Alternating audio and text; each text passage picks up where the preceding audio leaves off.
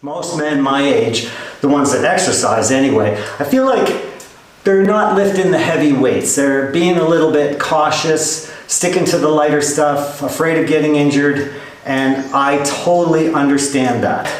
I still push myself pretty hard when I train. I'm not chasing PRs anymore, but it doesn't mean I don't work with intensity. One thing I have learned at 66 is I have to be way more intentional about how I structure my week and how I structure my programming. So in this video, I want to break down exactly how I do that. It's not a perfect program, but it's something that works for me.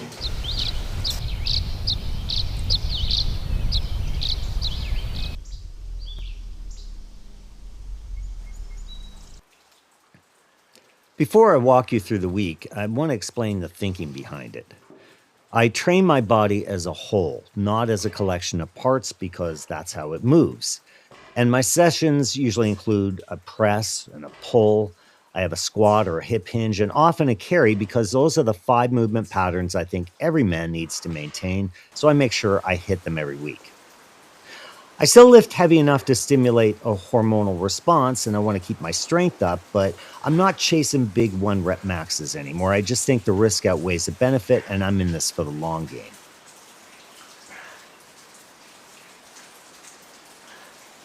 I do train in phases, so right now I'm back on the barbell after a winter of kettlebell and body weight work, and I find the seasonal shift keeps things fresh and keeps me consistent. So here's how my week breaks down. I strength train 3 times a week. So for me, that's Monday, Wednesday, and Friday are my strength sessions. They're always full body workouts. I keep them minimal. I don't want to spend hours in the gym, so I've only programmed 3 basic movements per day. Tuesdays and Thursdays, those are what I call capability days. So on those days, I might take time to work on some natural movement patterns. Maybe I'll do some rolling, some primal movement. I want to work on a gymnastic skill I'm trying to achieve. That's Tuesday and Thursday. Saturday is a day for any kind of general activity. I might have yard work to do, work on the property, or I might want to take time, go for a paddleboard or play a sport. On Sunday, that's a rest day. So I have 6 days that are programmed with specific intention, and then 1 day where I do absolutely nothing. That's by design. That's the template.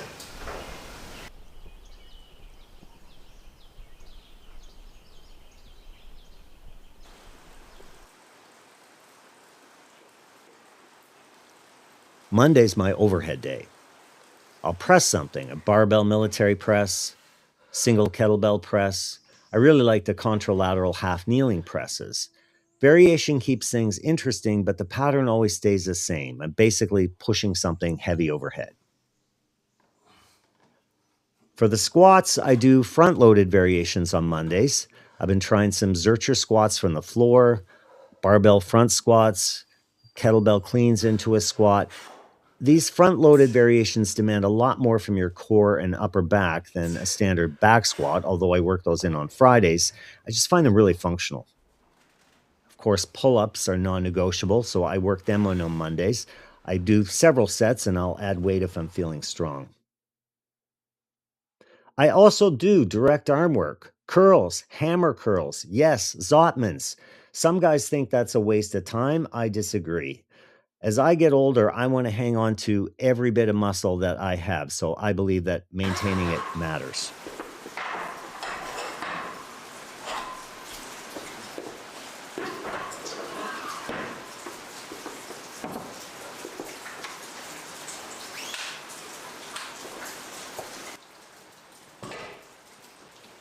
Wednesday is built around the deadlift.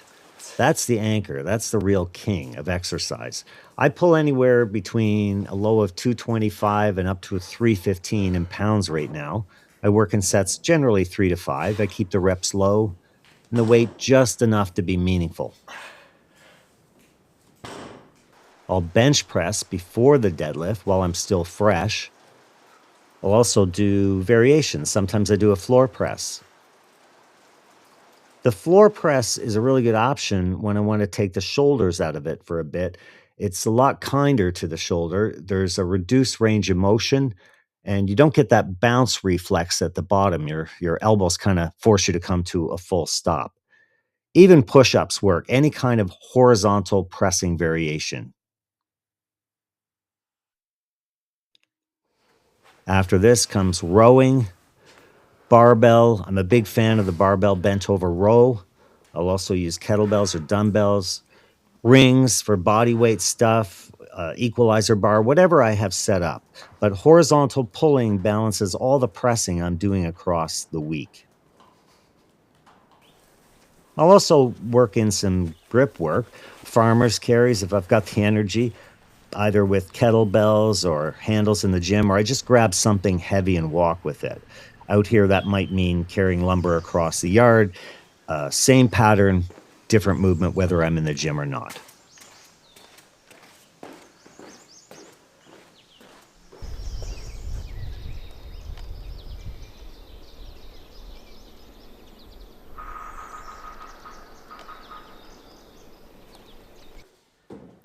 Friday has a bit of a different feel.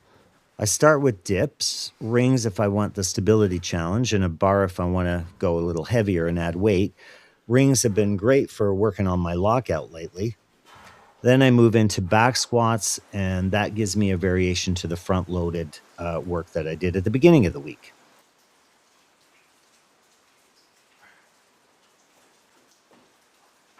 I finish off Fridays with a power move, something explosive. High pulls, barbell cleans, sled push. I think a lot of guys drop this explosive work as they get older, and I think that's a big mistake because it's not just muscle you'll lose as you get older if you don't train it, it's power. That, I believe, is one of the first things to go, and if you don't train it, you're going to lose it. A few sets of cleans at moderate weight, it just keeps that quality alive. By Friday, I pretty much pressed, pulled, squatted, hinged, and carried all the way through the week. 3 times, the work is done.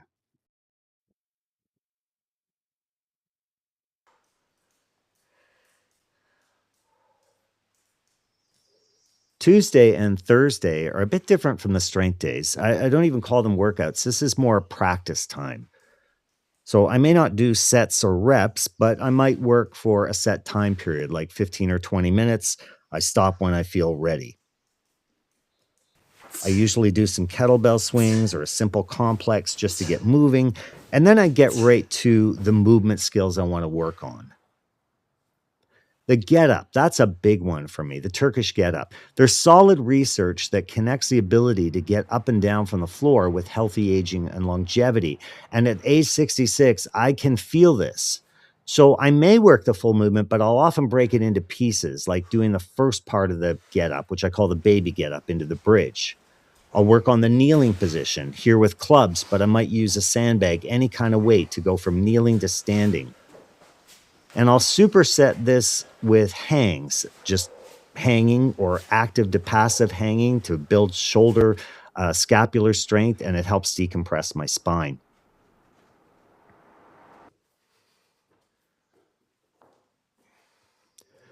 I'll also crawl, walk on all fours, bear walks, crab walks, lateral walks. I know they look strange. These movements, though, they really build coordination and your core strength and body awareness in a way it's just impossible to replicate with conventional exercise. Gymnastic skills, basic rocking, rolling, forward rolls, back rolls. We lose contact with the ground, and I think we need to get back to it. These are fantastic. Not every roll is perfect. There's fails, but that's the point. You practice falling and you get back up again. That's a capability too. Look, I recognize I can only be good at so much, so I try and keep this list short. I do 2 or 3 things, focus on the things I need to work on.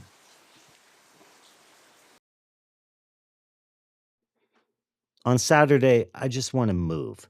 And right now, that might mean going for a hike or a ruck with a weighted backpack. I might go for a paddleboard. In wintertime, it would be snowshoeing, sometimes snowboarding. The activity changes with the season, but the point is just to stay active without loading the joints in the same way the gym does.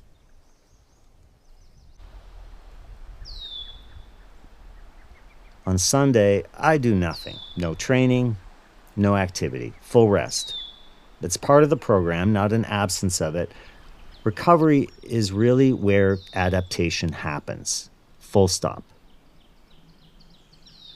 Of course, there's flexibility built into the plan. I mean, life is not designed around perfect 5-day-a-week training programs, right? Shit gets in the way. You've got work, you've got travel, all kinds of things that can pull you off your game. So when my week gets really compressed and gets squeezed, I'll just minimalize it even further. So I may take my 3 strength sessions down to just 2 days a week. I may take 1 session and just work on something like deadlifts and dips. That's an awesome full body session right there. So you just have to adapt and not stress about it.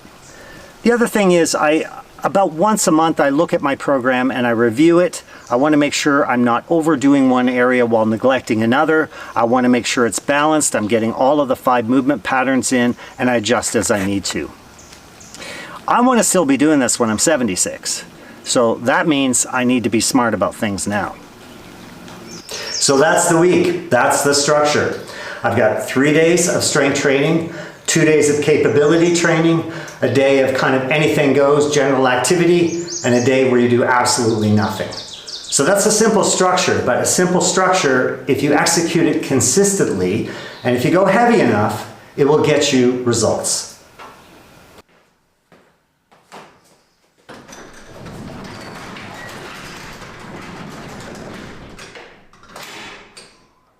If this content resonated with you, consider subscribing. There'll be more to come.